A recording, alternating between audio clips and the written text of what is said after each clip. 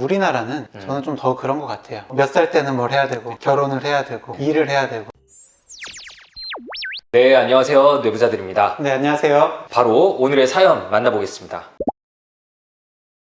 안녕하세요. 인터넷 중독인 것 같아서 도움의 말씀 좀 듣고 싶어서 메일 드리게 됐어요. 저는 지금 5년을 넘게 해야 할 일을 하지 못한 채 인터넷 세상에 빠져 인터넷 방송을 보거나 커뮤니티 사이트 등을 보면서 허송세월을 보내고 있어요. 어린 나이는 아니지만 늦게나마 공부를 해서 목표하는 과에 진학하고 싶은 생각이 있고, 그러려면 제일 먼저 공부를 해야 되는데 공부는 하나도 하지 않고 그 주변에서만 맴돌고 있어요. 약간 완벽주의도 있는 것 같고 완벽하게 못할 것 같아서 아예 시작을 안 하는 느낌도 있는 것 같기도 하고요. 근데 또 웃긴 건 제일 중요한 공부는 못하고 있지만 공부에 긍정적인 효과나 도움이 된다는 운동, 명상 이런 건 꾸준히 해요. 제일 중요하게 해야 할 것은 회피하면서 그 주변의 것들만 발을 담그고 있는 상황인 것 같아요. 이렇게 산 기간이 오래돼서 저도 너무 벗어나고 싶은데 문제는 그게 마음처럼 되질 않네요. 한 번은 어머니께 컴퓨터에 비밀번호를 거절해달라고 했었는데 그렇게 되니 스마트폰으로 하루 10시간씩 유튜브를 보더라고요. 중독을 끊었더니 다른 중독으로 바뀌었어요. 혹시 이런 인터넷 중독에서 근본적으로 벗어나 자기 자신의 삶에 충실하게 살 수 있는 방법이 뭘까요? 좀 사연 듣고 어떤 생각이 드셨는지.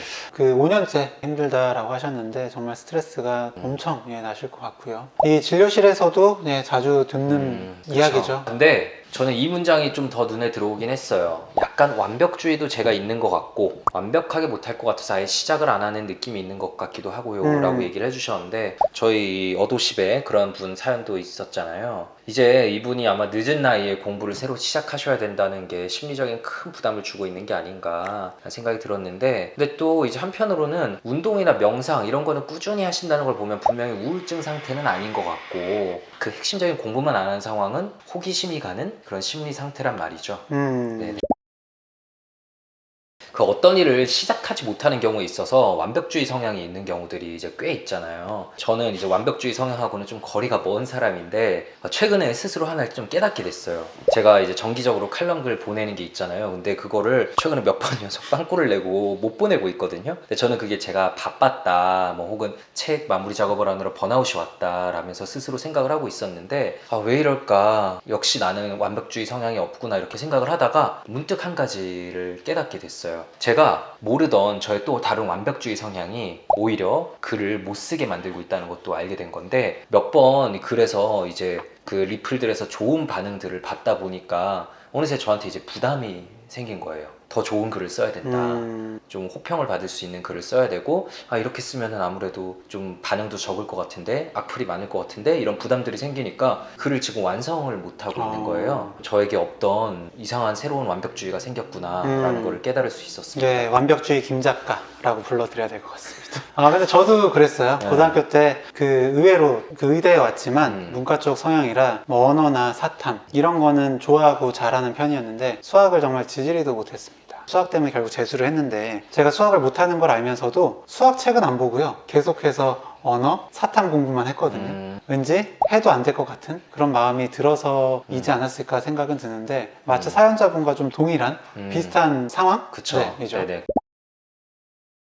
그래서 이제 그 완벽주의를 크게 좀 세 가지로 나눠서 좀 설명을 드립니다. 한 가지는 자기지향적인 완벽주의 성향인 거고, 두 번째는 사회지향적인 완벽주의 성향, 마지막으로 세 번째는 타인지향적인 완벽주의 성향이 있습니다. 자기지향적인 완벽주의 성향은 내 스스로에게 너무 기준을 높게 세우는 거예요. 우리가 흔히 말하는 완벽주의죠. 그렇죠. 그리고 이제 사회지향적인 완벽주의는 주변에서 뭐라고 하는데 주변에서 나한테 이걸 기대할 거야 라는 그런 완벽주의인 거죠. 약간 마치 지웅이 형이 얘기한 사람들이 정말 지웅이 형의 칼럼에서 어떤 걸 기대할지 안 할지 저는 모르겠지만 혼자서 그 생각하는 거죠. 그렇죠. 네. 네. 그런 거고, 이제 마지막으로 네. 타인지향적인 건 나한테는 관대한데 남한테는 되게 엄격한 사람, 남에 대한 기준이 높은 그런 사람이 이제 타인지향적인 완벽주의 성향을 가지고 있다. 그렇게 나눌 수 있죠. 좀 예를 들어볼게요.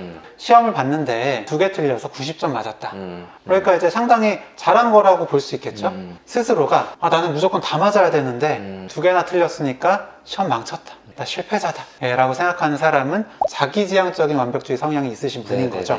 이런 식으로 계속 좀 만점을 받지 못하다 보면 시험 자체에 대해서 자신감이 떨어지고 그래서 결국에는 시험 자체에 응시하지 못할 수도 있습니다. 그리고 뭐 이번 시험 이 정도면 괜찮네 라고 했는데 이제 집에서 옆집에 지용이는 다 맞았다던데 하면서 너는 왜 못 봤냐? 라고 계속해서 얘기를 들으면 스트레스 받고 나도 모르게 계속 잘 봐야 돼, 잘 봐야 돼 라는 마음이 들고요. 그러다 보면 이후에 주변에서 잘하라는 얘기를 하지 않았음에도 불구하고 잘해야 돼, 잘해야 돼, 잘할 거 바랄 거야 라는 식으로 이렇게 생각을 할 수 있고요. 네네. 이런 경우에는 사회지향적인 완벽주의 성향을 갖게 된다. 마지막으로 이제 나는 이만하면은 뭐 잘 봤는데 너는 학원도 다니고 과외도 봤는데 어떻게 두 개나 틀리냐? 넌 다 맞아야지. 이런 식으로 만약 나간다면 그게 이제 타인지향적 그런 완벽주의라고 할 수 있죠. 사실 자기 자신과 타인들의 기준은 다 다를 수 있는데 자신의 기준을 타인들에게 강요하는 거, 그런 거 역시 일종의 이제 완벽주의라고 볼 수 있죠. 맞아요. 그 과정에서 본인이 힘든 경우들은 그렇죠. 많죠.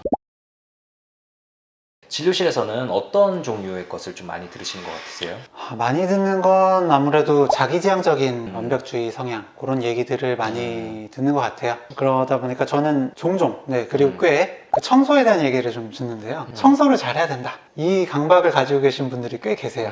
그래서 자세히 좀 여쭤보면 전혀 생활하는데 지장이 있는 정도는 아니거든요. 그런데도 불구하고 난 되게 더럽게 살고 있다, 부족하다, 남들이 볼 때 되게 게으른 사람으로 볼 거다 라는 생각에 좀 괴로워하시는 그런 이야기들이 좀 떠오릅니다. 저는 요즘에 양치질 관련된 얘기를 성인분들에게 갑자기 한 주 사이에 한 3건을 들었어요. 그 세 분 다 공통적으로 되게 어린 시절에 약간 무서운 부모님이 계셨는데 그 부담이 아직까지 마음속에 좀 남아있는 거죠. 그래가지고 한 분은 이제 부모님 집에 가서 오랜만에 잤는데 어머니께서 또 양치 안 하고 잤네 이런 한숨소리를 들어가지고 자면서 엄청 스트레스 받았는데 다음날 물어보니까 꿈이었다고 하더라고요. 이렇게 항상 뭔가를 해야 돼. 그냥 마음 편하게 못 있는 거죠. 주말에 잘 쉬지도 못하고 항상 나는 지금 뭔가 부족해, 못했어 라는 불편한 마음에 시달리시는 거죠. 어릴 때부터 좀 잔소리하던 부모님의 모습이 언젠가부터 자기 마음속의 일부가 되어서 이제 그렇게 같이 살아가게 되는 경우들을 좀 많이 만나요. 혹은 뭐 부모님이 그러시지 않으셨는데 갑자기 경제적으로 집안이 홀딱 무너지게 되면서 나는 완벽한 모습을 보여야 된다, 해내야만 된다, 이런 강박적이고 완벽적인 성격을 후천적으로 가지게 되는 경우도 또 종종 만나게 되기도 하고요.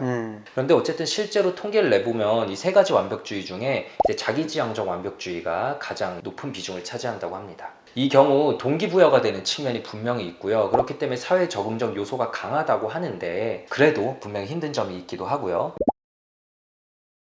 근데 이 사연자분의 심리가 뭔지에 대해서 저희는 일단 좀 주로 얘기해 봐야 될 것 같아요. 저희가 흔히 말하는 그런 완벽주의자는 분명히 아니겠죠. 흔히 말하는 완벽주의자, 그건 이제 약간 강박성 성격 쪽에 가까운 거고, 저는 이분의 심리를 좀 생각했을 때 여기 좀 자존감 이야기를 드려야 되지 않나 생각이 들었습니다. 자존감의 이제 3가지 축 중에 하나가 이제 자기 효능감이라고 해서 내가 계획해서 어떠한 일을 했을 때 그거를 이제 성취해낸다 라는 그런 자신감, 어떤 믿음, 이게 이제 자존감을 구성하는 하나의 요소인데요. 그 마음이 좀 부족하신 것 같아요. 실제로 이제 5년 동안 아예 시도를 안 하시진 않았을 것 같기도 하고요. 시도를 조금 했는데 안 되던 경험들이 좀 반복되다 보니까 결국 나 요번에 공부해도 안 될 거야, 그런 마음이 드셔서 두렵게 느끼고 시작을 못하고 계시는 게 아닐까, 그런 생각이 듭니다. 이분께서도 스스로의 심리가 궁금해서 책을 좀 찾아보고 이제 현재가 좀 힘들고 불안하니까 회피하는 마음으로 다른 세계로 도망가서 중독돼 있다, 그런 내용을 받고 자신도 그런 것 같기도 하다, 이렇게 말씀을 하셨어요. 근데 그 해석이 분명 좀 어느 정도 맞다는 생각이 듭니다. 뒤늦은 나이에 지금 새롭게 공부를 하셔야 되는 상황이고, 그런데 이미 몇 년 시간을 날렸으니 현실적으로 볼 때 나는 좀 어렵지 않을까 라면서 자존감이 많이 떨어져 있어서 부담이 더 크고, 그럴수록 계속 더 다른 곳으로 도망치게 될 수밖에 없다는 생각이 들어요. 그리고 솔직히 생각이 드는 거는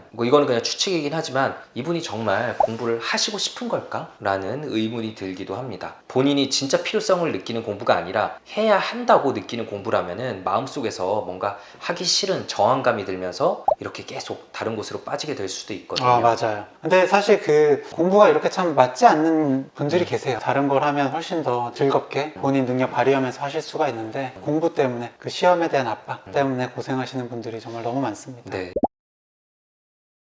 이제 미국 심리학 회지에서 1989년부터 2016년에 걸쳐서 미국, 캐나다 그리고 영국에서 대학생 42,000명을 대상으로 분석했더니 몇십 년의 시간이 지나면서 완벽주의적 성향이 점차 계속 증가하고 있다고 해요. 저희가 아까 얘기한 3가지 카테고리의 완벽주의 모두 다 유의미하게 증가하고 있다고 합니다. 분명히 사람들의 유전자가 달라진 건 아닐 텐데 왜 이렇게 계속 증가하는 걸까요? 점차 이제 그 경쟁적으로 변해가는 사회 문화, 그게 영향이 있을 텐데, 실제로 특히 그 우리나라 우리나라는 저는 좀 더 그런 것 같아요. 몇 살 때는 뭘 해야 되고, 그치. 몇 살 때는 네. 뭘 해야 되고, 결혼을 해야 되고, 일을 해야 되고, 이런 것들을 이제 계속해서 들어오고 비교당하고 그러다 보니까 이런 사회지향적인 완벽주의 성향이 좀 커지는 것 같고, SNS로 인해서 그런 모습들을 더 보니까, 그러다 보니까 이런 성향이 더 심해지는 것 같습니다. 너무 어릴 때부터 계속 그렇게 푸시를 받다 보면은, 그래서 너무 많이 듣다 보면 이게 사실은 주변에서 만들어준 그런 완벽주의적 마음인지 내 마음속에 내 마음인지도 사실은 헷갈리게 되어버린 상황이 와요. 왜 그 라캉이한 되게 유명한 말 있잖아요. 인간은 타자의 욕망을 욕망한다.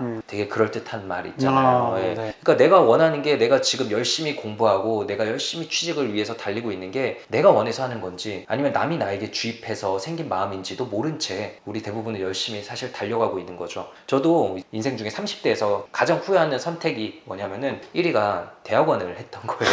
대학원 석사 과정을 했잖아요. 생각해보면 저는 사실 교수가 되고 싶은 마음이 정말 1도 없었는데 그냥 해야 될 것만 같았어요. 예, 나중에 정말 많이 후회를 했죠. 내가 이걸 왜 했지? 근데 그거야말로 저도 저 말고 타자의 욕망, 저희 아마 뭐 부모님이나 혹은 제가 주변에 봐왔던 사람들의 욕망이 제 내재되어서 제 속에서 제가 해야 될 것만 같은 저의 결과물을 만들어낸 것 같습니다.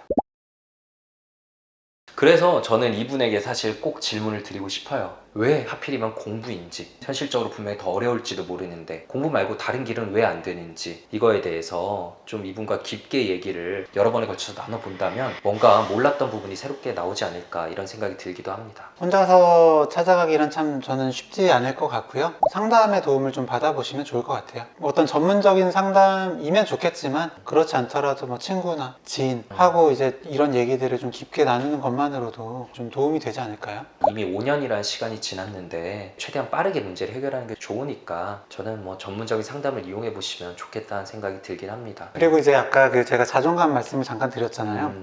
근데 이제 자존감 낮으신 분들이 포기하는 것도 굉장히 힘들어합니다. 왜냐하면 포기를 한다는 것은 내가 좀 어떤 좀 부족하다, 실패했다라는 것을 받아들이는 일이기 때문인데요. 그거를 받아들이는 것도 사실 굉장히 용기가 필요한 일이기 때문이죠. 그래서 좀 포기를 못 하시고 지금까지 좀 이어오고 계실 가능성도 있기는 해요. 그래서 저는 좀 공부를 만약에 정말로 하기로 마음을 먹으신다면 언제까지 할지를 네네. 정말 좀 명확하게 잡아보시면 좋을 것 같고요. 그리고 공부 거창하게 하실 수도 없고 지금 그럴 필요도 없습니다. 일단은 그냥 만약에 책으로 하는 거라면 그냥 책 한번 보시고 펴시는 거, 그렇게 하고 나를 칭찬하는 거, 그게 지금 시점에서 사연자분께 필요한 게 아닐까 생각이 듭니다. 그리고 결코 근본적인 해답이 될 수 없을 것 같다고 말씀하셨는데, 저는 컴퓨터에 비밀번호 거는 거, 그리고 뭐 핸드폰도 저는 가능하면 투지폰으로 바꾸시라고 말씀드리고 싶어요. 이런 게 근본적인 해결책은 당연히 아니겠지만 반드시 병행하셔야 된다고 생각합니다. 저희가 이제 이전에 습관왕 오동훈 선생님께서 좋은 헤빗. 습관 들이는 방법에 대해서 설명을 해주셨는데, 거기 마찰력 개념이 등장했죠. 여기서도 그 개념이 적용되어야 돼요. 이런 나쁜 습관을 막기 위해 마찰력을 더 강하게 만들어야 됩니다. 그래서 컴퓨터도 비밀번호를 잠그고 투지폰을 사용하고 이러면 사실 그 다음에 뭐 어디서 더 유튜브를 보겠어요. 물론 뭐 PC방에 갈 수도 있죠. 근데 가면 돈이 들잖아요. 가기도 귀찮잖아요. 어쨌든 마찰력이 생기면서 나쁜 습관으로 가는 걸 좀 빈도를 줄일 수가 있는 거죠.